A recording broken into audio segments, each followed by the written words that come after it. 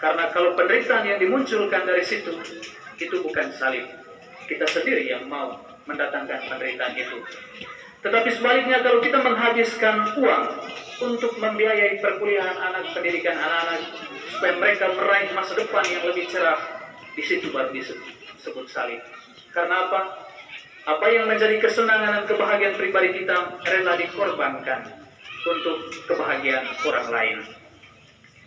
Bapak Ibu Saudara dan Saudariku terkasih, kalau memang disebut salib, memang ya membutuhkan cinta dan pengorbanan.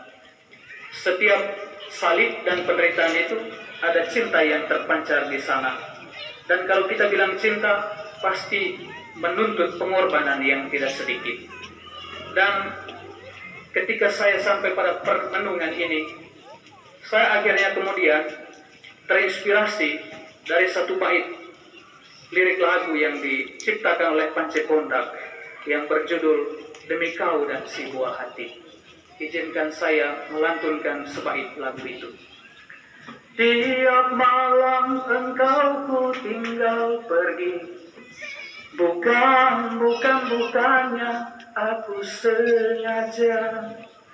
Demi kau dan si buah hati, terpaksa aku harus begini.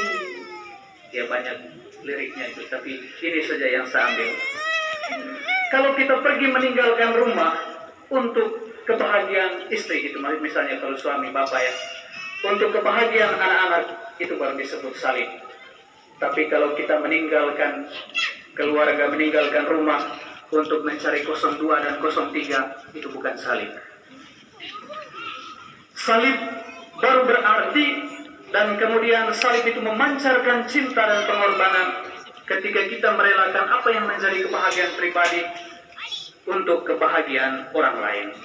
Bapak Ibu Saudara dan Saudariku terkasih, hal ketiga yang dituntut dari Yesus dari sabda tadi adalah mengikuti Yesus secara penuh.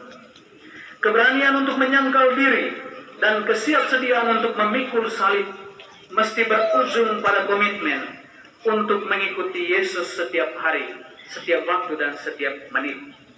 Menjadi pengikut Yesus berarti berani meneladani pola dan gaya hidup Yesus sendiri.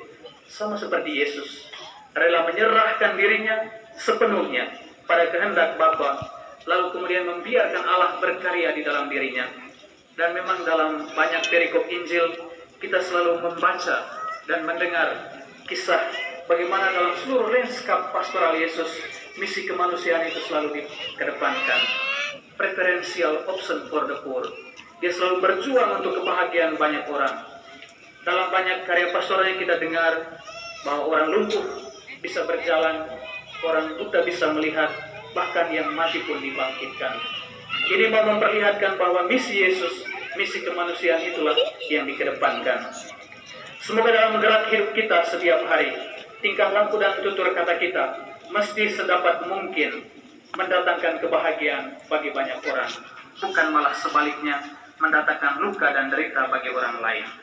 Bapak Ibu Saudara dan Saudariku terkasih, semoga melalui ibadat Jumat Agung ini, terutama dengan salib suci Kristus, sungguh-sungguh menginspirasi kita semua untuk terus menjadi berkat bagi yang lain, merelakan apa yang terbaik dari diri kita menjadi saluran berkat bagi banyak orang. Semoga Yesus yang tersalib memberkati kita semua dan memampukan kita sekalian untuk terus menjadi berkat bagi sesama yang lain. Tuhan memberkati kita semua. Amin.